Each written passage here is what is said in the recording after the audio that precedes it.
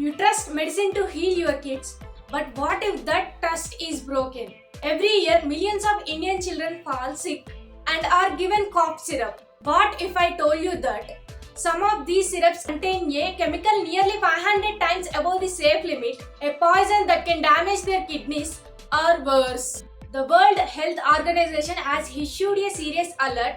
Three Indian produced syrup were found to contain diethylene glycol, and the scary part, they were made in licensed factories, some of which export medicines globally. So, how did India's pharma system fail?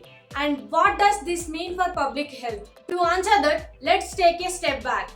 India is known as the pharmacy of the world, supplying nearly 20% of all generic drugs globally, relied upon by millions, both in India and abroad. Yet, despite this global reputation, dangerous syrup can still slip through. Could it be that scale is overtaking oversight, or that the system is simply not equipped to catch every error? The alert exposes systemic cracks. Factories sometimes cut corners, inspections remain limited, and enforcement is often reactive rather than preventive.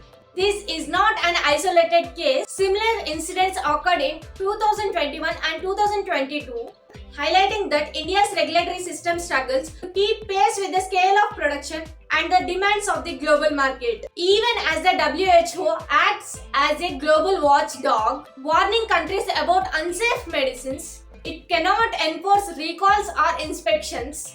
That responsibility rests with national agencies like India's Central Drugs Standard Control Organization, and that brings us to the deeper issue. How can a country trusted worldwide as a medicine provider balance rapid production with safety? So, what does this alert really tell us? Beyond the headlines, to understand that, we need to look at how India's pharma system actually works and where it's falling short.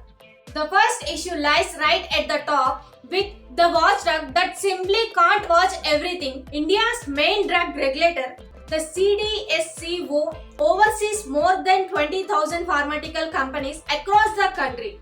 But inspecting each of them, even once a year, is nearly impossible with limited manpower and outdated systems. Small violations often slip through unnoticed. And to make things worse, many factories file incomplete or even falsified safety reports, creating an illusion of compliance. So, while on paper everything looks fine, in reality, unsafe products quietly make their way to the market. The question is, how do you ensure safety when the regulator itself is overstretched? The second issue is even more alarming when a medicine meant to heal becomes a risk. Every time a contaminated drug reaches patients, it's not just a health crisis, it's a human tragedy. Children fall sick, families lose trust, and entire communities begin to doubt the very system meant to protect them. And beyond public health, the economic ripple effect is severe. India's pharmaceutical exports, worth over $25 billion a year, face scrutiny, lawsuits, and trade restrictions. Because once global confidence cracks, it's not just one company that suffers. The entire industry pays the price. In a world built on trust, one bad batch can destroy decades of credibility. The third problem runs deeper. A system built for yesterday's challenges. India's regulatory framework was designed decades ago when the country's pharma output was a fraction of today's scale.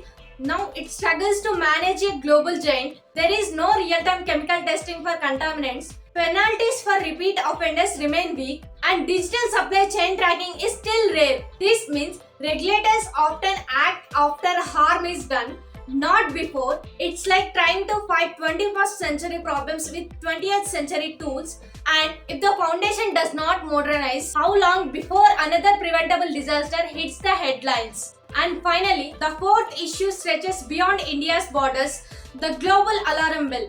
When contaminated drugs are discovered, the WHO steps in, but it can only raise an alert. It cannot force recalls, shut factories, or punish violators. That responsibility lies entirely with national regulators like the CDSCO. So when WHO issues a warning, importing countries immediately halt usage of Indian medicines, fearing risk to their citizens. This is not only disrupts global supply chains but also puts India's title as the pharmacy of the world under threat. Because in international trade, credibility is everything and one weak link can cost billions. What looks like a simple pharma mistake is actually part of a much bigger chain reaction. Because when a single cough syrup goes wrong in India, the shockwaves travel far beyond our borders. Here is the part that rarely makes it to the news. 40% of the world's generic drugs come from India. So one contaminated batch does not just endanger a few hundred patients here. It can quietly reach hospitals and homes in dozens of countries. And that's what makes this issue terrifying. Diethylene glycol poisoning is not new. It has happened multiple times over the decades in different states, under different governments, and even after strict reforms. Each time, the response is the same: outrage, investigation, and then silence. The WHO can alert the world, but it can't walk into Indian factories and shut them down. It's like a smoke alarm, loud but powerless to stop the fire itself. So the real question is, how many more alerts will it take before India rebuilds its regulatory system from the ground up? Because if we want to remain the pharmacy of the world, safety cannot just be a slogan, it has to be our strongest export. This is not just about 3 cough syrups. It's a wake-up call for the entire pharmaceutical sector. India is a global powerhouse in medicines, but safety cannot be compromised.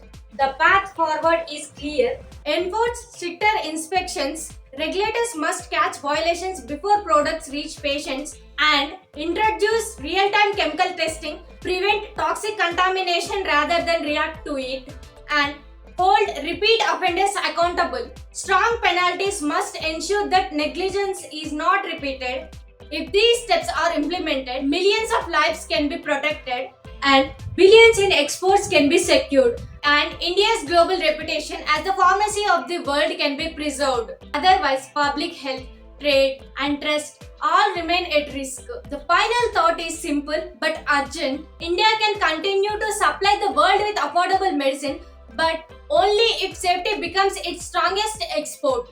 If you learned something new from this video, don't forget to like, share, and subscribe. Thank you for watching, and I will see you in the next one.